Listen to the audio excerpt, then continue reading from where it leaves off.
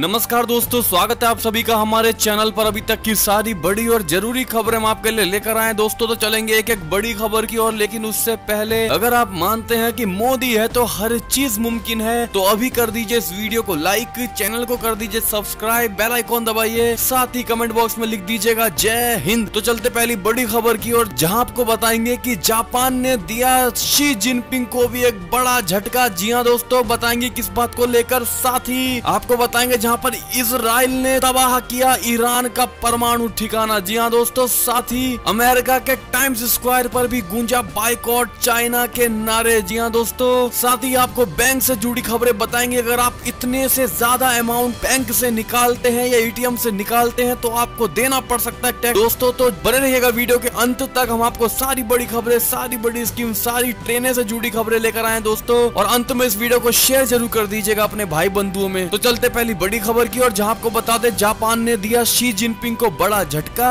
दोनों देशों के रिश्तों में लगा ग्रहण। जी हां दोस्तों, दुनिया के बड़े और शक्तिशाली देश चीन को अलग थलग करने में कोई कसर बाकी नहीं रखना चाहते। अब चीन के खिलाफ भारत के साथ खड़ा होने वाले देशों में एक और नाम जुड़ गया है, वो है जापान। ड्रैगन के खिलाफ उठती आवाजों के बीच जापान शी जिनपिंग के आधिकारिक दौरे को रोकने का फैसला करने जा रहा है। दरअसल कोरोना वायरस महामारी की वजह से जापान ने चीन के राष्ट्रपति के दौरे को अप्रैल में टाल दिया था और अब वो दौरा इस साल संभव होता नहीं दिख रहा है। कोरोना महामारी की शुरुआत चीन से हुई और इसके बाद एक एक करके पूरी दुनिया के तमाम देशों और चीन के बीच तनाव लगातार बढ़ता चला गया। अब हाल के बदले अंतरराष्ट्रीय घटनाक्रम के बीच चीन और जापान के रिश्तों में भी ग्रहण लग गया है। जी हाँ दोस्तों, आपको बता दें कि जापान ने पूरी तरह से अब चाइना के राष्ट्रपति का आना ही कैंसिल कर दिया। अगर आप मानते हैं कि ये सही किया गया है जापान की ओर से तो अपनी राय जरूर दीजिएगा कमेंट सेक्शन में लिख के दोस्तों। चलते कर बड़ी खबर की ओर, जहां आपको बता दें इजराइल ने तबाह किया ईरान का परमाणु ठिकाना। रिपोर्ट में दावा, F-35 विमानों ने बरसाए बम। जी हाँ दोस्तों, इजराइल ईरान तनाव के बीच बड़ी खबर सामने आ रही है। बताया जा रहा है कि इजराइल ने अपने धूर विरोधी ईरान के परमाणु ठिकानों पर बमबारी कर दी है, जिसमें ईरान के यूरेनियम संवर्धन केंद्र और मिसाइल निर्माण केंद्र तबाह हो गए हैं। रिपोर्ट्स के अनुसार इजराइल ने अपने घातक F-35 फाइटर जेट ईरान के परमाणु ठिकानों पर बमबारी की है। ऐसे में आप इस खबर को लेकर आपके क्या विचार होंगे दोस्तों, जरूर बताइएगा। चलते और बड़ी खबर की और, जहां आपको बता दें अमेरिका के टाइम्स स्क्वायर पर गूंजे बाइकॉट चाइना के नारे, ड्रैगन की आक्रामकता के खिलाफ प्रदर्शन। जी हाँ दोस्तों, भारत के गाँव के चौराहों से लेकर अमेरिका के टाइम्स स्क्वायर तक इन दिनों एक ही आवाज है, बॉयकॉट चाइना। चीन की आक्रामकता के खिलाफ न्यूयॉर्क के टाइम्स स्क्वायर में भारतीय अमेरिकी, तिब्बती और ताइवानी अमेरिकी नागरिकों ने चीन के खिलाफ प्रदर्शन किया। प्रदर्शनकारियों के हाथों में बॉयकॉट चाइना और चाइनीज बदमाशी रोको जैसे नारे लिखे हुए तख्तियां थी। प्रदर्शनकारियों ने कहा कि 3 T से चीन को हराने में मदद मिल सकती है। पहला यह कि चीन के साथ ट्रेड खत्म कर दिया जाए और चीनी सामानों का बहिष्कार किया जाए। दूसरा, तिब्बत की पूर्ण स्वतंत्रता और ताइवान को पूरा सपोर्ट किया जाए। American India public affairs committee के प्रेसिडेंट जगदीश शेहवानी नग्न आक्रामकता के लिए चीन पर बरसे। जी हाँ दोस्तों, तो ये बड़ी खबर थी। एक और खबर की माने तो चीन से नजदीकियों का पाकिस्तान को हो सकता है नुकसान, ड्रैगन के साथ अपनी नीति की समीक्षा का भारी दबाव। जी हाँ दोस्तों, पूर्वी लद्दाख में भारतीय सेना के हिंसक झड़प की घटना के बाद अब पाकिस्तान के ऊपर इस बात का भारी दबाव बढ़ता जा रहा है कि वो चीन को लेकर या तो अपनी नीति की समीक्षा करे, अन्यथा वैश्विक बहिष्कार और आलोचना झेलने के लिए तैयार हो जाए। समाचार एजेंसी ANI ने सूत्रों के हवाले से बताया कि विदेश मंत्रालय ने इमरान खान के प्रधानमंत्री कार्यालय को बताया कि या तो वह चीन के साथ अपने संबंधों को लेकर फौरन अपनी नीति सही करे या नहीं तो फिर उसे उन आर्थिक महाशक्तियों के गुस्सा का खामियाजा भुगतना होगा जो कोरोना महामारी के दौरान भारत के साथ चीन के आक्रामक तेवर के चलते उसे अलग थलग करने को लेकर संकल्पित हैं। ऐसे में आपकी क्या राय है दोस्तों, क्या पाकिस्तान चाइना का साथ छोड़ेगा ऐसे मौके में, या वो अपनी चापलूसी वाली नीति के साथ ही चीन के साथ बना रहेगा? आपकी क्या राय है दोस्तों, जरूर बताइएगा। चलते और बड़ी खबर की ओर, जहां आपको बता दें भारत में बैन होने के बाद चीन से चिढ़ा टिकटॉक, ड्रैगन से बनाई दूरी। जी हाँ दोस्तों, टिकटॉक ने देश में 59 चीनी एप्लीकेशन बैन होने के बाद बाद बीजिंग से खुद को दूर कर लिया है। ये जानकारी न्यूज एजेंसी रॉयटर्स के हवाले से मिली है। 28 जून को सरकार को लिखे गए एक लेटर में टिकटॉक के चीफ एग्जीक्यूटिव केविन मेयर ने कहा है कि चीनी सरकार ने कभी भी यूजर डेटा की मांग नहीं की है और अगर कभी डेटा मांगा भी जाएगा तो कंपनी ऐसी कोई जानकारी नहीं देगी। इस लेटर को रॉयटर्स ने शुक्रवार को देखा है। चीनी कंपनी बाइट डांस के मालिकाना हक वाला short form video application TikTok चीन में उपलब्ध नहीं है। कंपनी ग्लोबल ऑडियंस को अपील करने के लिए चीनी रूट्स से दूर जाना चाहती है। ऐसे में आपकी क्या राय है दोस्तों? क्या टिकटॉक सच में चाइना के राष्ट्रपति से दूर जा रही है या फिर ये भी एक राजनीति है? यहाँ पर अपनी जो भी आपको लगता है अपनी राय जरूर रखिएगा दोस्तों कमेंट सेक्शन में। चलते और बड़ी खबर की और जो आपको बता दे, साउथ चाइना सी में तनातनी बढ़ी। अमेरिका ने भेजे 2 एयरक्राफ्ट कैरियर। जी हाँ दोस्तों, अभी की बड़ी खबर है। चीन को साउथ चाइना सी इलाके में चेतावनी देने के बाद अमेरिका ने एक बड़ा कदम उठा लिया है। खबर के मुताबिक अमेरिकी नौसेना ने अपने 2 एयरक्राफ्ट कैरियर को साउथ चाइना सी यानी समुद्र की ओर रवाना कर दिया है। एक स्थानीय अखबार के मुताबिक ये दोनों एयरक्राफ्ट हाल के वर्षों में अमेरिकी नौसेना के सबसे बड़े अभ्यास का हिस्सा है। एक और खबर की माने तो चीन को एक और झटका देने की तैयारी। प्रधानमंत्री मोदी ने युवाओं को दिया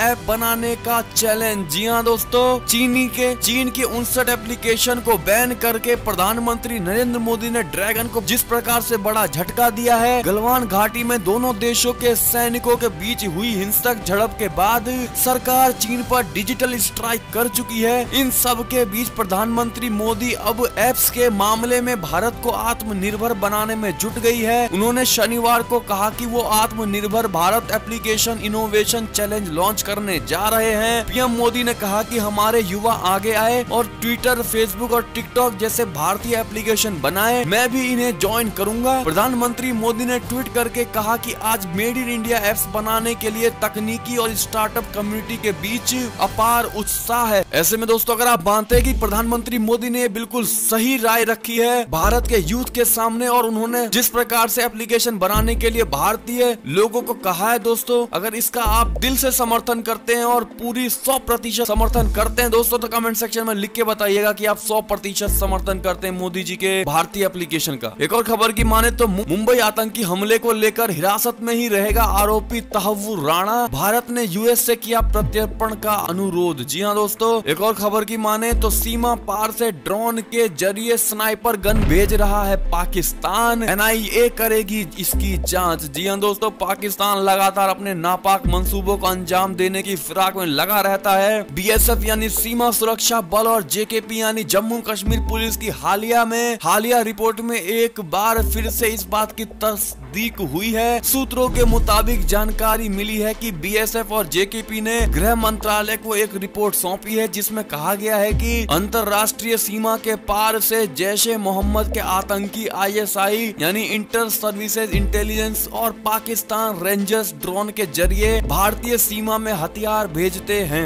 रिपोर्ट में यह भी बताया गया है कि पाकिस्तान आतंकियों के लिए स्नाइपर गन भेज रहा है। ये गन जैश-ए मोहम्मद के लॉन्च पैड शकरगढ़ नरवाल से ड्रोन के जरिए भेजी जा रही है। ऐसे में दोस्तों, एनआईए इसकी जांच करेगी। जिस भी प्रकार से रिपोर्ट आएगी हम आपको तुरंत अवगत कराएंगे। इसके लिए आप हमारे चैनल पर नए हैं तो कृपया करके हर विदेशी खबरों के लिए और भारत के सारी स्कीम, सारी योजनाओं से जुड़े रहने के लिए इस चैनल को सब्सक्राइब जरूर कर लीजिएगा दोस्तों। चलते एक और बड़ी खबर की और जहां आपको बता दें, कुख्यात अपराधी विकास दुबे के नाराज माता, कहा मार डालो उसे, जहां रहे वहीं मार डालो, जहां मन करे वहीं एनकाउंटर कर देना चाहिए पुलिस को। ऐसे में दोस्तों, 8 पुलिस कर्मियों के मारे जाने की घटना में बेटे विकास दुबे का हाथ खोने की खबर से नाराज उसकी मां ने कहा कि वो मर भी जाए तो उनको कोई गम नहीं होगी। विकास की मां सरला दुबे ने समाचार चैनल से कहा मार डालो उनको, जहां रहे मार डालो। ऐसे में दोस्तों, आपकी क्या राय है? क्या इस 8 पुलिस के हत्यारे को जहां मिले वहीं मार देना चाहिए, उनका एनकाउंटर कर देना चाहिए या नहीं? अपनी राय जरूर दीजिएगा दोस्तों। चलते और बड़ी खबर की और जहां आपको बता दें, भारत पीछे नहीं हटेगा, चीन को चुकानी होगी दुस्साहस की कीमत।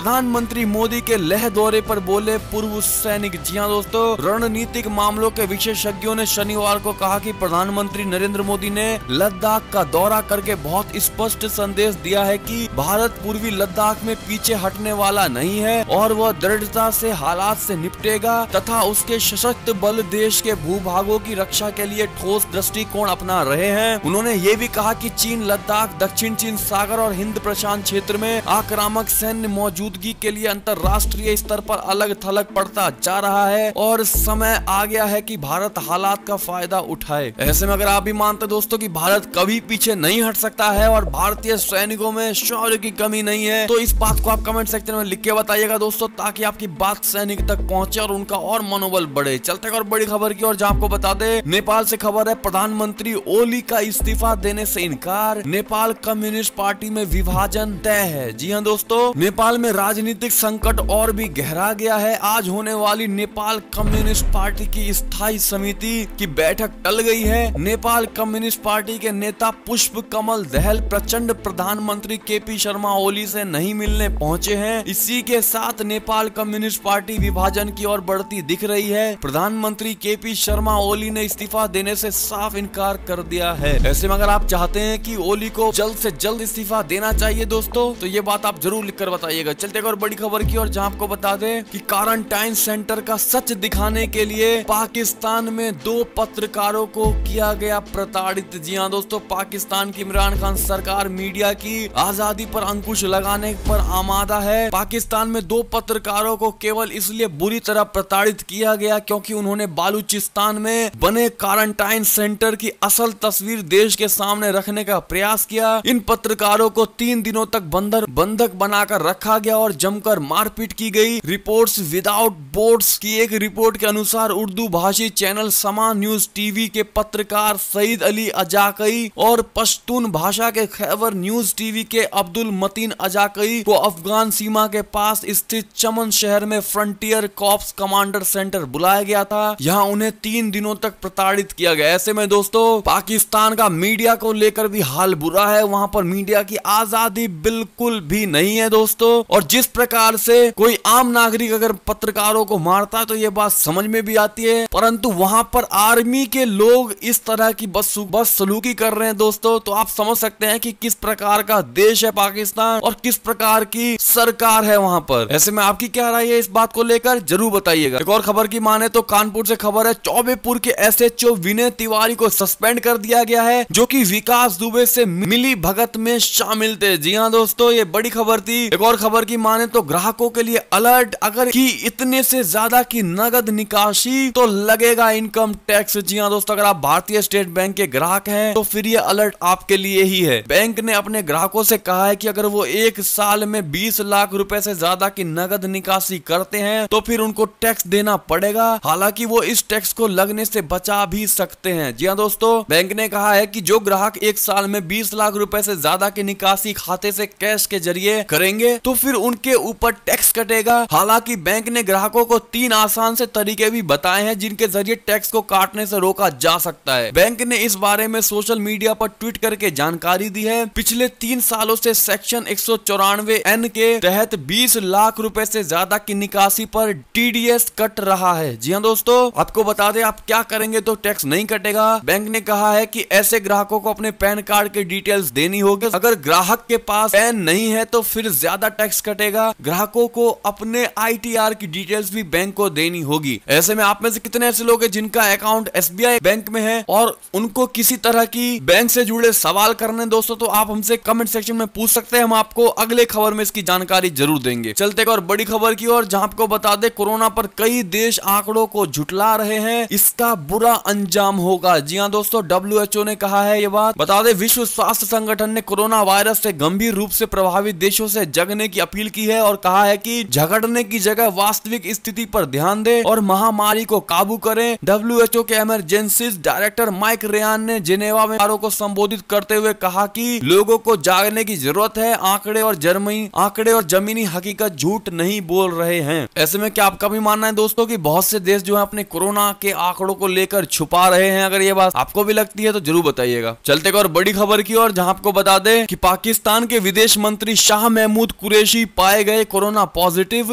कहा मेरे लिए दुआ कीजिए। एक और खबर की माने तो पाकिस्तान में तैनात पाकिस्तान सेना में फैला कोरोना का संक्रमण, अब तक 53 जवानों की मौत हो गई। जी हां दोस्तों, पाकिस्तान अधिकृत कश्मीर और गिलगित बाल्टिस्तान में फैलते कोरोना के संक्रमण पर लगाम लगाने में जहां पाकिस्तान सरकार नाकाम है, वहीं इस संक्रमण के दायरे में पाकिस्तानी सेना भी आ चुकी है। ऐसे में आप किसकी गलती मानते हैं दोस्तों, जरूर बताइएगा। एक और खबर की माने तो कोलकाता एयरपोर्ट ने 6 शहरों से आने वाली फ्लाइट पर लगाई रोक। जी हां दोस्तों, बता दें कौन सी जगह है वो, पाकिस्तान बंगाल में। पश्चिम बंगाल में कोरोना वायरस के बढ़ते मामलों को देखते हुए ममता सरकार ने बड़ा फैसला लिया है। दिल्ली, मुंबई, पुणे, नागपुर, चेन्नई और अहमदाबाद से कोलकाता के लिए उड़ानों पर अगले आदेश तक प्रतिबंध लगा दिया गया है। एयरपोर्ट के डायरेक्टर के मुताबिक कोरोना वायरस को देखते हुए पश्चिम बंगाल सरकार की ओर से किए गए अनुरोध के बाद इन उड़ानों को रोकने का फैसला लिया गया है। जानकारी के मुताबिक ये प्रतिबंध 6 से 19 जुलाई 2020 तक लागू रहेगा। हालांकि मोदी सरकार ने देश में 25 मई से घरेलू उड़ानों को फिर से शुरू कर दिया था, लेकिन अभी भी कोरोना महामारी के मद्देनजर इंटरनेशनल उड़ानों पर प्रतिबंध जारी है। एक और खबर की माने तो चीन को एक और झटका, योगी सरकार ने खारिज किया कानपुर आगरा मेट्रो प्रोजेक्ट का टेंडर। जी हां दोस्तों, बीते दिनों दरअसल यूपीएमआरसी ने कानपुर और आगरा मेट्रो परियोजनाओं हेतु मेट्रो ट्रेनों की आपूर्ति, परीक्षण और चालू करने के साथ साथ ट्रेन कंट्रोल और सिग्नलिंग सिस्टम का tender Bombardier transport India private limited को दिया है। इसके लिए चीन की कंपनी CRRC नैनजिंग पुजहेन लिमिटेड ने भी टेंडर दिया था, लेकिन तकनीकी खामियां पाए जाने के कारण चीनी कंपनियों को अयोग्य घोषित कर दिया गया। बता दें कि Bombardier transport India private limited एक भारतीय कंसोर्शियम कंपनी का समूह है। अगर आप मानते हैं कि योगी जी ने बिल्कुल सही किया है तो अपनी राय जरूर दीजिएगा कमेंट सेक्शन में लिख के। एक और खबर की माने तो मोदी सरकार ने किया चंबल एक्सप्रेसवे का ऐलान, लाखों लोगों को मिलेगा रोजगार। जी हां दोस्तों, आपको बता दें केंद्रीय सड़क एवं परिवहन मंत्री नितिन गडकरी ने मध्य प्रदेश के चंबल ग्वालियर क्षेत्र को बड़ी सौगात देते हुए चंबल एक्सप्रेसवे के निर्माण का फैसला किया है। 8,250 करोड़ की लागत से बनने वाला 404 किलोमीटर लंबा यह एक्सप्रेसवे मध्य प्रदेश, राजस्थान और उत्तर प्रदेश से होकर गुजरेगा और कानपुर को दिल्ली मुंबई कॉरिडोर से सीधे जोड़ेगा। जाहिर है चंबल के इलाके को देश के सबसे पिछड़े इलाकों में से एक माना जाता है। यहाँ पर कई जनजाति के लोग निवास करते हैं। ऐसे में परिवहन मंत्री को उम्मीद है कि चंबल एक्सप्रेसवे के बनने से सभी की जिंदगी में एक बड़ा बदलाव आएगा। अगर आप मानते हैं ये सही डिसीजन लिया गया है केंद्रीय मंत्री नितिन गडकरी की ओर से तो अपनी राय जरूर दीजिएगा दोस्तों। एक और खबर की माने तो DDU से गाजियाबाद के बीच 130 की स्पीड से दौड़ेगी ट्रेनें, तेज गति से ट्रेन चलाने को मिली स्वीकृति। साथ ही आपको बता दें कानपुर हत्याकांड के बाद एक्शन में आई योगी सरकार, बनाई माफियाओं की लिस्ट। जी हां दोस्तों, योगी सरकार ने यूपी पुलिस को प्रदेश के माफियाओं की हिट लिस्ट तैयार करने को कहा है। आदेश में कहा गया है कि कोई भी माफिया हो, चाहे वो जेल में बंद हो या बाहर हो, सभी के नाम को हिट लिस्ट में शामिल किया जाए। योगी सरकार ने आदेश दिया है कि अब राजनीतिक हो या माफिया, सभी पर सख्त कार्रवाई की जाएगी। बता दें कि यूपी पुलिस ने हिट लिस्ट तैयार कर ली है। इसमें प्रदेश के शूटरों, बदमाशों समेत कई बाहुबली राजनेताओं के नाम भी शामिल है। ऐसे में अगर आप मानते हैं कि योगी सरकार हर तरह से अच्छे एक्शन ले रही है दोस्तों, तो अपनी बात जरूर रखिएगा कमेंट सेक्शन में। और दोस्तों ये थी अब तक की सारी बड़ी खबरें। आपको हमारी खबरें कैसी लगी, आशा करता हूँ अच्छी ही लगी होंगी। अगर जरा भी अच्छी लगी है तो इस वीडियो को अभी अपने भाई बंधुओं में व्हाट्सएप, फेसबुक पर शेयर जरूर कर दीजिएगा दोस्तों। और पूरे हो सके तो पूरे भारत में शेयर करिएगा, क्योंकि ये देश का सवाल है। भारत चाइना को लेकर जिस प्रकार से तनाव जारी है और पूरा देश भारत के साथ आता हुआ दिखाई दे रहा है, ऐसे में दोस्तों आपका भी हक बनता है कि आप इस खबर के जरिए लोगों को जागरूक करें। आप दोस्तों इस खबर को शेयर जरूर करिएगा और अभी कर दीजिए इस वीडियो को लाइक, चैनल को कर दीजिए सब्सक्राइब, बेल आइकॉन दबाइए, साथ ही कमेंट बॉक्स में लिख दीजिएगा जय हिंद जय भारत। तो मिलते हैं आपसे अगली बड़ी खबर में, तब तक के लिए अपना ख्याल रखिएगा, घर में रहिएगा, लॉकडाउन का पालन करिएगा। धन्यवाद।